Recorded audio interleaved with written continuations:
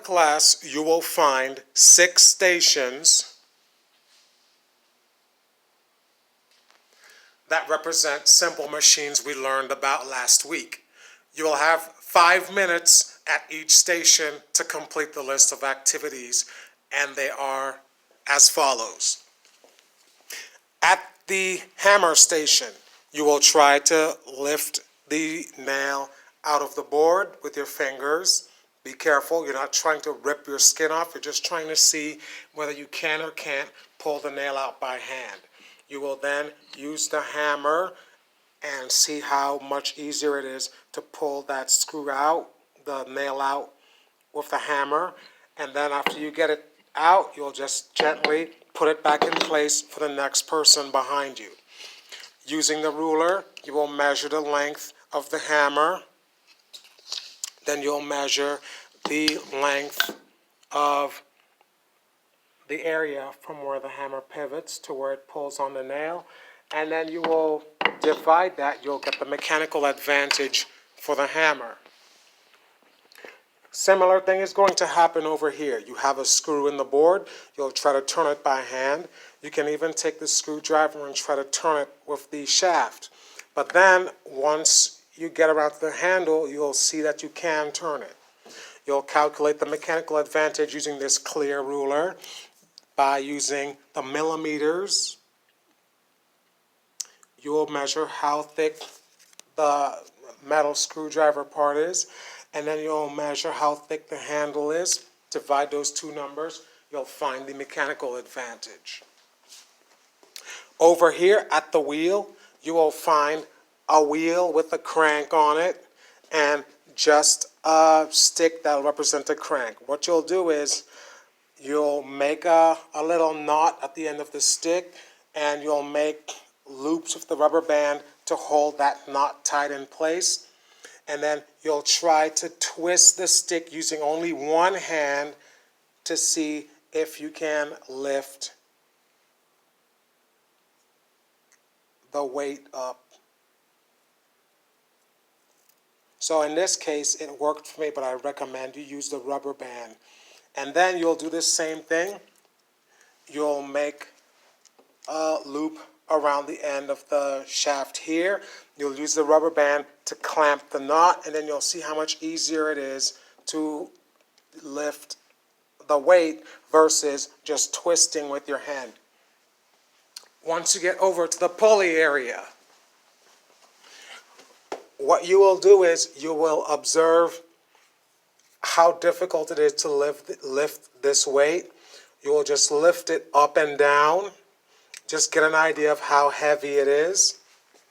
And then once you do that, you'll see the pictures on the activity that represent the different setups you're going to do. So once you lift the weight up, you will then pass the rope through the pulley like so.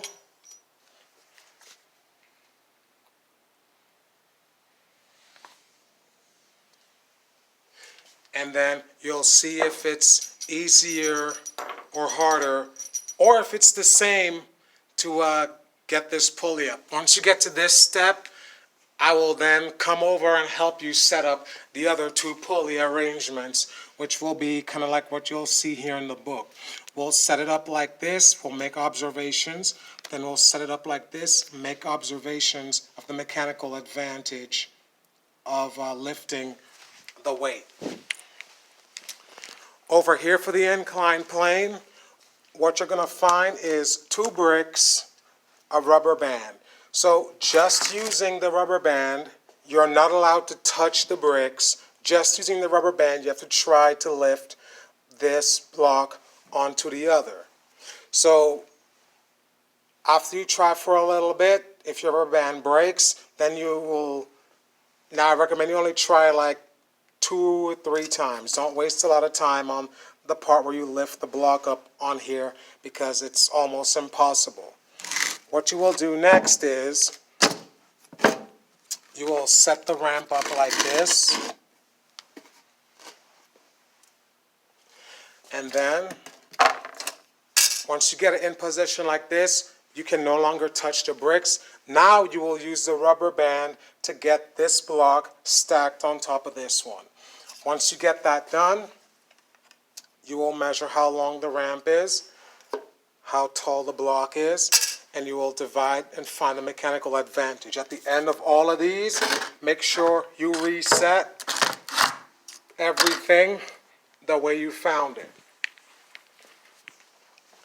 Lastly, you will rotate over here. We're going to go clockwise the entire time. You'll get to the lever. You should find it in this position.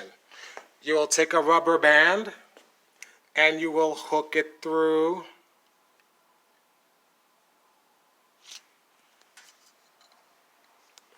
the 10, and with your finger at the end, try to put tension on it. See how hard it is to lift. Then you'll do the same thing at 20.